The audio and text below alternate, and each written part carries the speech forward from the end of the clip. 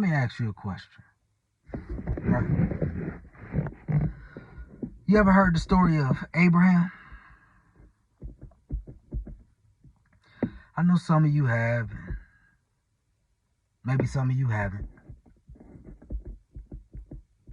And just as a side note, Abraham wasn't always called Abraham now. Initially, they called him Abram, but God would change that. We'll get there. I'm just saying that just because I know I may switch back and forth from time to time. But, like I say, we'll get there. And Abram, aka Big Dog Abraham, he would have the type of faith that just didn't make sense to me. Or, well, it just wouldn't line up with reality. That type of faith where you just got to believe. You got to trust and believe what God is saying. That will be Abraham and Abraham's faith. But I guess let's just go ahead and get into it. It's like this, right?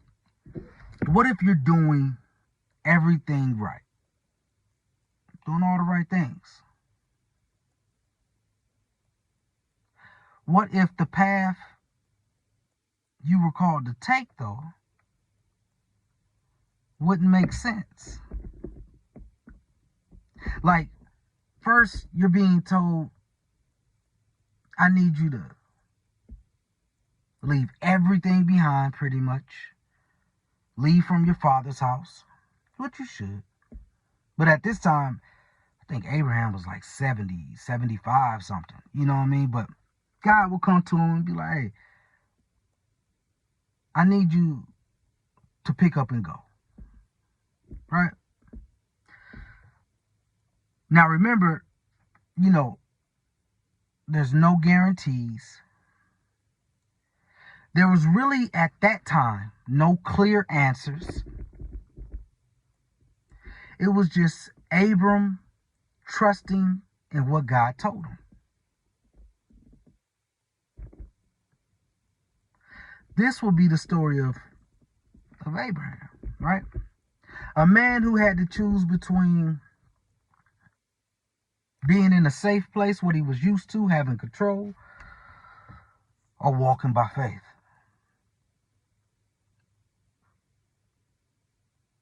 Abraham wasn't always called Abraham, right? Originally, they called him Abram. I mean, Abram lived a normal life in a normal home. Normal for that time, he had a normal routine. And he had a future that made sense. I mean, you got to remember, at this time when God initially spoke to him, he was in his 70s. Like I said, I think he was 75. And God speaks to him. He say, hey, look here. I'm going to need you to pick up and go. Leave this country. Leave your people. You could take your wife, Sarah. We're going to take her, and we're going to get to her too. But go ahead, take your wife, Sarah. But I need you to leave your father's household and go to a land that I will show you. Now, you got to remember, when God is telling them all this stuff, there's no map. There's not really even a clear destination. He just said, hey, I need you to go.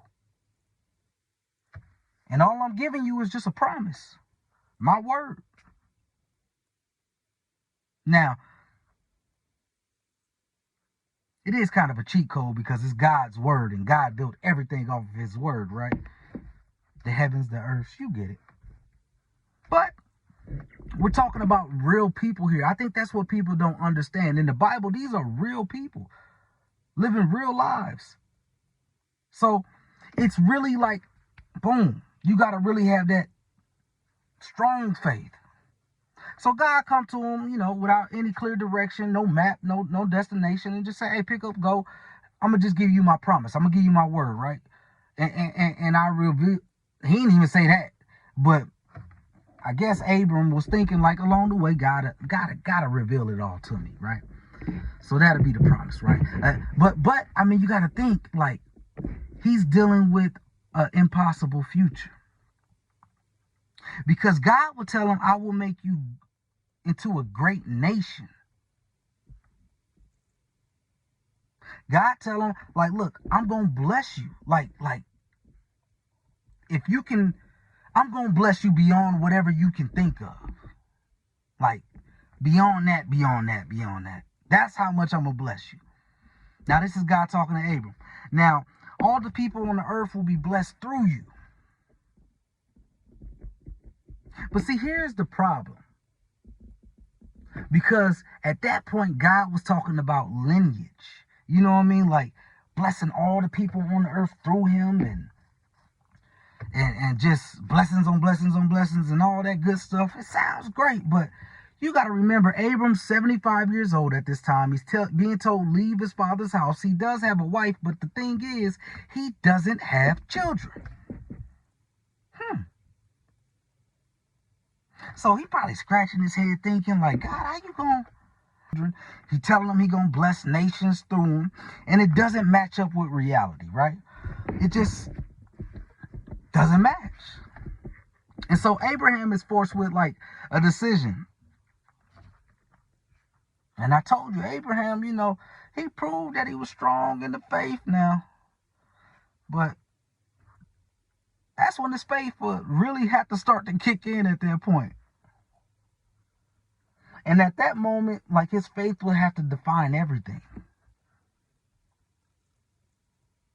Along the way, along the journey, his faith will have to Sarah too.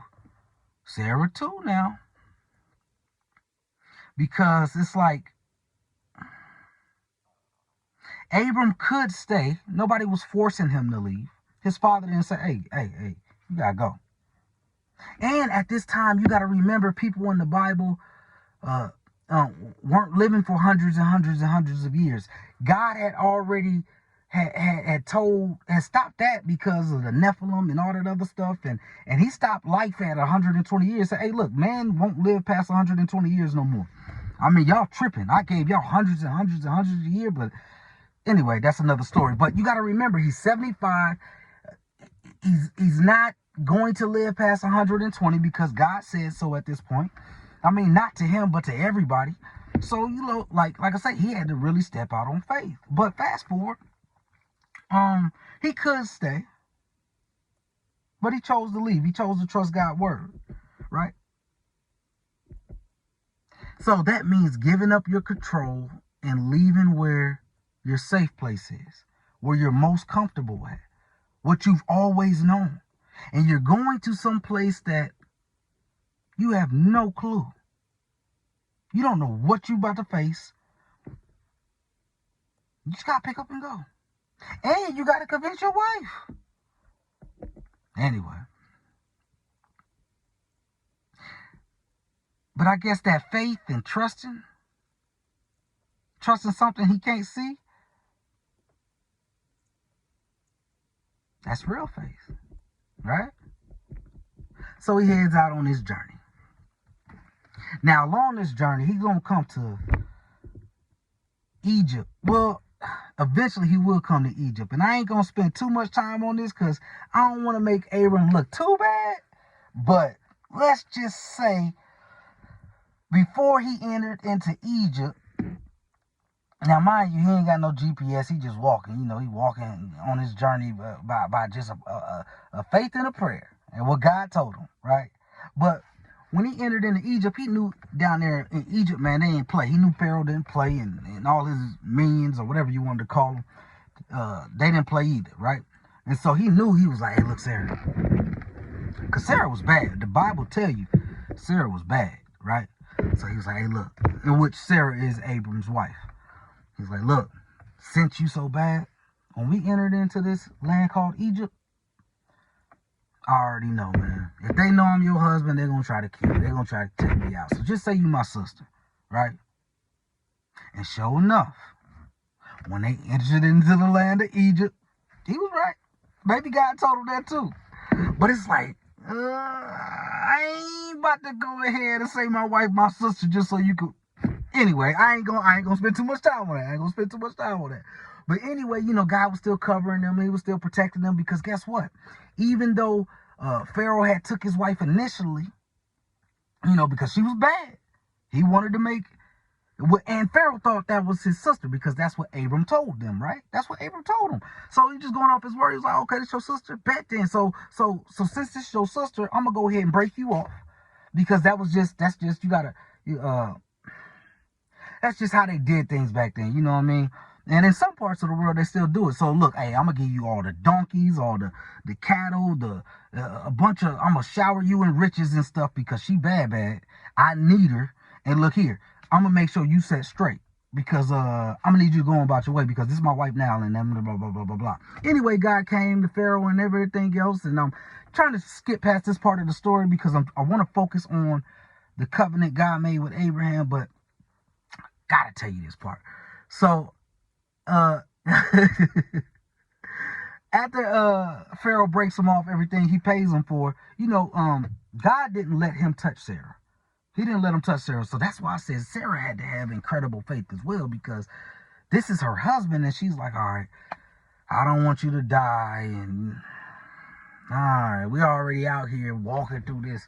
I don't think it was a desert then, but for the sake of just having a better part of the story, we walking through this hot desert, and it's hot, so I'm gonna go ahead and say I'm your sister and go on off with Pharaoh. But before Pharaoh could lay a hand on her, like touch her, you know what I mean? You know what I mean. God visited him. Hey, look here. That's his wife. Boom, boom, boom. Send her back because I'm cursing everything. And God cursed him so bad, he rushed him out of Egypt. He couldn't get him out of Egypt fast enough. He said, here, look, everything I gave you, you keep it. Just go. Right? So Abram was like, okay, cool. Took his wife, took all their possessions. Now they rich. You know what I mean? So like I say, it had to be part of God's plan because now they rich because he told them to leave everything. But anyway, now they rich and they gone again, right? So, gone again once again. No map, no GPS, no none of that. Just faith in the promise, right? Marching along. And time will pass. Years actually. Still no child. Still no nation. And this is where their faith will get tested. Again. Right? And it's being tested because, like I said, he's in his 70s. Years have passed since then, since God had came initially talked to him when he was 75, and now they got everything they need to support a family. You know what I mean? They got all the riches and stuff out of Egypt, remember? And they're just waiting. At this time, I think the Bible say Abram was about 86 years old. And Sarah, being around the same age, she's past her childbearing ages, right? She's 80, in her 80s too. Let's just say in her 80s, because I don't know exactly. And they got all this money, and they got servants and stuff. And one of the servants, Hagar, Sarah's servant, she was still in her childbearing ages, and she was, and so with Sarah talking to Abram, she was like, maybe this is what God wanted us to do. I mean, he couldn't really be expecting me in my 80s to have a child for the nations and all this other stuff. So just take my servant and Hagar, you go with, my husband and y'all,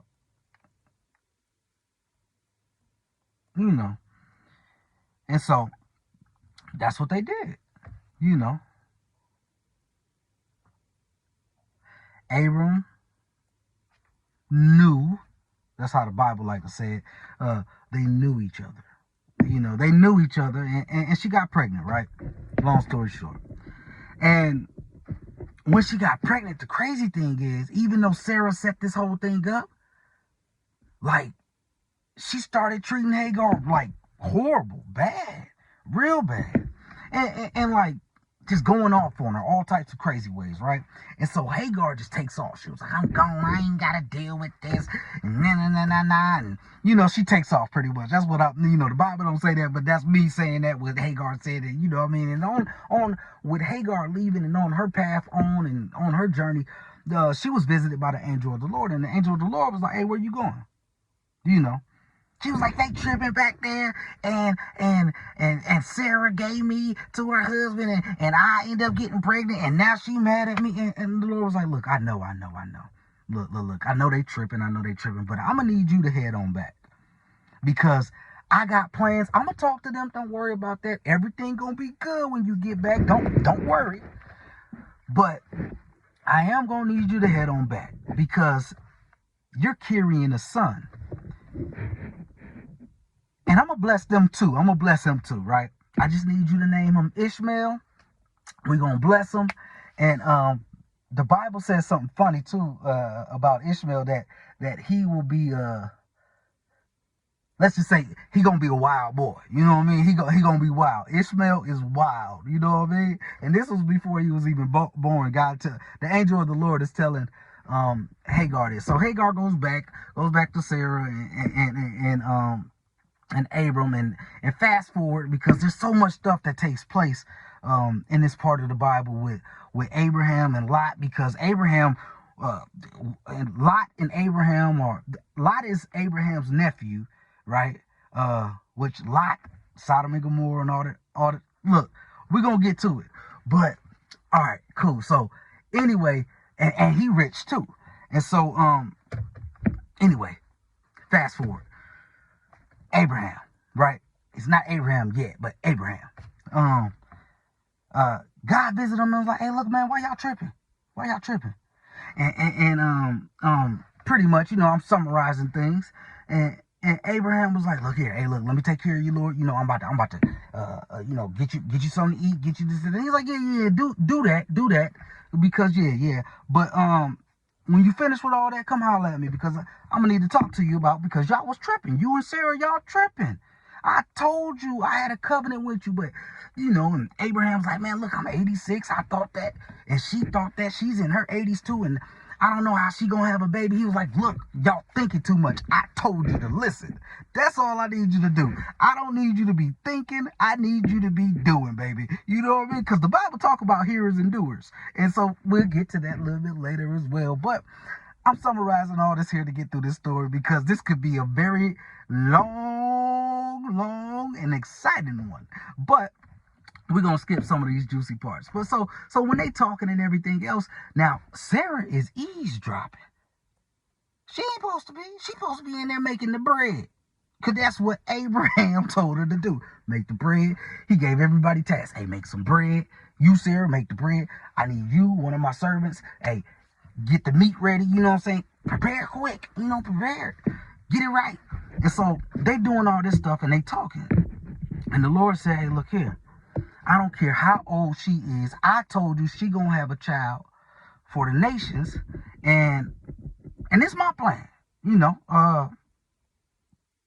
I don't need you to help me plan things out, doing what you think you see. You want control. That's what you want. I need you to listen. So Abram was like, yeah. You right. I was tripping, but I mean, I got a son now, Anyway, but so Sarah eavesdropping, overhearing things. She laughed, right? And it says this in the Bible. It was like, Sarah laughed. Then how would you expect me to have a child at this age? And God confronted her about it. He was like, hey, why she laughing? And then she straightened up. The Bible say this too. I wasn't laughing. And literally, it says, God was like, yeah, you were. But since I'm God, and this is my promise I gave to you, that I will give you a son. Like, do you think this is impossible for me? like he like, you did laugh, stop lying, and even though you old, my promise is good, my word is good. Don't question me. Pretty much, that's what he was saying. Like, just do and finish making that bread because I'm hungry. You know what I mean? He was doing all that at the same time. You know, at least that's how I like to put it together. But you know, so Sarah, you know, she go on about her little thing and probably still not believing, but she ain't laugh again. I'll tell you that. She ain't laugh no more. But you know, a year later, just like the Lord said, He said, "You will have a son." And a year later, that promise was fulfilled. And that son will be called Isaac.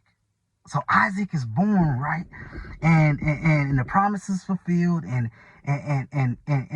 after years of waiting, after moments of doubt, after trying to control the outcome, manipulate things, he got Hagar pregnant. He had a baby out of wedlock. And at the time, they didn't consider it like that. But you know what I mean? He had a baby out of wedlock, but Sarah was tripping on her, even though she said, "Hey, I need you to go have this baby for my husband." And then she got jealous. All this stuff is taking place. And in her ripe old age, in her 80s or something like that, I think in the Bible. And he was in his 80s too. They was end up having a son named Isaac, which the promise will be fulfilled through. So after years of waiting, after moments of doubt, and after trying to control everything, having faith, finally they see the results. Like, oh, I wasn't expecting this. Well, I don't know why not, because God visits you personally and said a year later you're going to have this son. But anyway, I wasn't expecting this, but they finally get to see the results, and the results is Isaac, right? But then the story takes a turn. See, God asked Abraham to do something unthinkable. He was like, "Remember that son Isaac that I was going to fulfill that promise through? Yeah, him. Hey, look, I need you to take your son and pretty much give him on back." Now, I'm pretty sure Abraham was like, how am I supposed to do that, Lord? How am I supposed to give him back? He was like, "Well, I need you to go ahead and sacrifice him." And so Abraham was like, "Well, you ain't never lied to me before. I mean, you did say that I was going to fulfill the nations, and I still do got Ishmael, but you said the promise was, look, now the Bible ain't going into depth and all of this stuff, but I'm thinking his mind gotta be racing, because he was like, "This is the son you promised me. You promised me Isaac. And even though I got Ishmael, you promised me Isaac, and this is where the promise is supposed to be filled through. And now you telling me to give him back, sacrifice him, give him back to you. I trust you, Lord, but you didn't tell me this initially. But I trust you. I trust you." And so this is when his faith is being tested again. And it has to be nothing but faith in what the Lord has said and what he's promised, and trusting, and all of those beautiful things that we should all have. But it's hard, because now you're giving your son. You got to sacrifice your son, because that's what the Lord says, right? Give him on back to me. So he takes his son Isaac, and they're walking up this mountain. And Isaac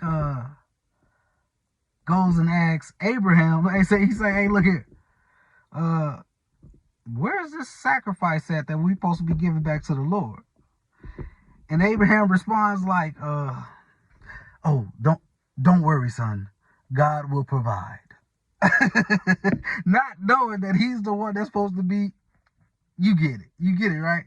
But Isaac don't, and plus he's a young man at this time, young boy or whatever else at this time. So he really don't get it. And obviously, who's going to think that their father is going to Marvin Gaye him? You know what I mean? Like, ain't nobody thinking that. But just as Abraham is about to act on giving them back to the Lord, at that moment, God stops him and was like, "Hey, look, don't lay a hand on the boy.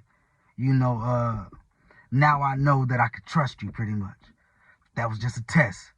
Because earlier I had to make sure that I was trusting you, because I'm about to give you nations and everything. And even though I know I wanted you to choose to trust me back, because remember, Hagar, you didn't trust me with that, and so I had to test you. But look, we ain't sacrificing nobody. We ain't giving Isaac back to the Lord. None of that.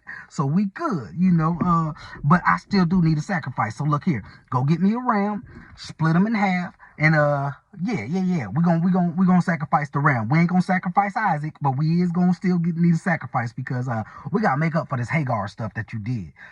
So Abraham was like, okay, cool. I'm cool with that. Bet. Because I love my son and I didn't want to give him back to you, Lord. But if you needed him more than I did, that whole conversation went on. But, so look. So the story, the moral of this story, right, pretty much is this story really wasn't about Abraham and Isaac and Hagar and all that other juicy stuff in between. It was more so about us, right? Because we all face some type of tension throughout our life, where the only thing that's going to get us through it is faith, right? I mean, we all at some point in our life try to manipulate things and control the outcome, just how they did with trying to have a baby out of wedlock, Ishmael, when Isaac was the promise. But still, they're trying to control these things and thinking that, they can maybe speed things up, but that's not what they were supposed to do, right? I mean, because it's natural to try to control the outcome, because that control, that feels safe, right? It feels like it just makes more sense. Because remember, they were getting up in age. They were in their, Lord first visited them in his 70s. He didn't have Ishmael until his mid 80s. And then, I want to say it like in his late 90s is when God finally blessed him with Isaac. So we're talking about from the initial, hey, look, I need you to leave. Go to a land that I'm going to give you. We're going to make nations throughout this thing. We're talking about when the Lord came and talked to him in his 70s, all the way until the promise was fulfilled almost 20 years later. So yeah, it's easy to get impatient at that point. It's easy to try to take things in your own hand and thinking that you can just speed things along, but that's not how faith works, right? Faith requires letting go. Faith requires trusting even though you may not understand, right? I mean,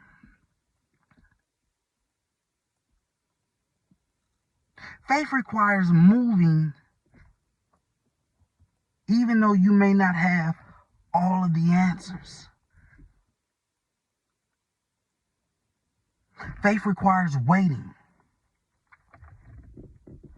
when nothing seems to be happening. Just wait. Faith requires all of these things, no matter how long it may take, to just keep trucking along, staying prayerful, and trying to listen and be in alignment as best as you can with the Lord. Abraham teaches us something powerful. God's timing is not necessarily our timing, right? At least that's what I got from it. God's plan isn't necessarily our plan. And it doesn't always make sense. Not to us, at least. It's easy to go through a tunnel if you can see what's on the other end of it, but it's harder to have that faith if that tunnel was so long, 20 years long. to where you can't see what's on the other side. You knew what was told to you at the beginning, but you don't see what's on the other side, so you're trying to speed things along. Remember, our timing isn't God's timing.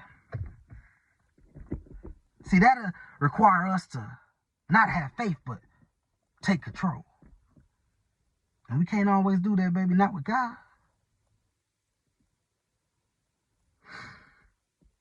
Honestly, when you try to move without God, it only creates more problems. That's why the Bible told us Ishmael was going to be a wild boy. You know what I mean? But it all works for the better. It all works for the good. Faith isn't about having all the answers. It's about trusting the one who does. Right? So, I guess what I'm getting at, the question is, what are you trying to control that you need to trust God with instead? Until next time, y'all stay blessed. And now that's good Bible.